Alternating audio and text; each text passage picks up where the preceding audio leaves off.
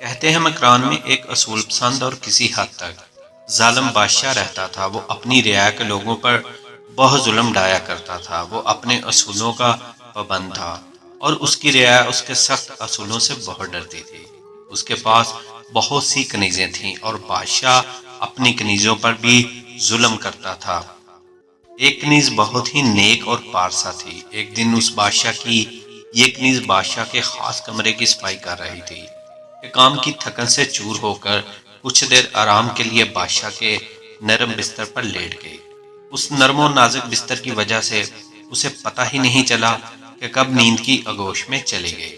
بستر اتنا نرم تھا کہ وہ دوپہر تک سوئی رہی، لیکن دوپہر کو بادشاہ جب آرام کی غرض سے کمرے میں آیا تو کیا دیکھتا ہے کہ کنیز اس کے بستر پر الٹا لیٹی مزے سے سو رہی ہے۔ بادشاہ کو بہت غصہ آیا۔ اس کو اپنی سخت توہین محسوس ہوئی کہ ایک بادشاہ کے بستر پر اس کی کنیز سو رہی ہے۔ بادشاہ نے فوراً آواز دے کر دوسری کنیز کو کمرے جب کیا اور حکم دیا کہ اس کمبخت کو بالوں سے پکڑ کر بستر سے اٹھاؤ۔ جیسے ہی کنیز بیدار ہوئی، خود کو بادشاہ کے بستر پر لیٹا پا کر اور بادشاہ کو سر پر کھڑا دیکھ کر تھر تھر کانپنے لگی اور اپنی گستاخی کی معافی مانگی، مگر بادشاہ نے ملازموں کو حکم دیا کہ اس کو پکڑ کر باندھ دو اور اس کے جسم کے ہر حصے پر خوب کوڑے مارو جب تک یہ مر نہیں جاتی۔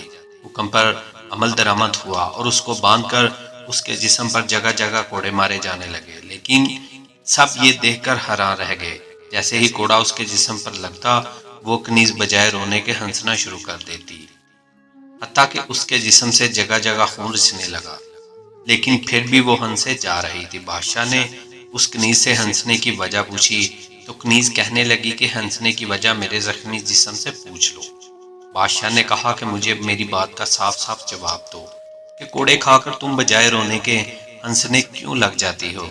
کنیز نے کہا کہ بادشاہ سلامت، مجھے بار بار یہ خیال آ رہا ہے کہ اس نرم بستر پر چند لمحے سونے کی مجھے اتنی سخت سزا مل رہی ہے، تو جو شخص ہر روز اس بستر پر سوتا ہے اس کے ساتھ کیا سلوک ہوگا؟ بس اسی بات پر مجھے بار بار ہنسی آ جاتی ہے۔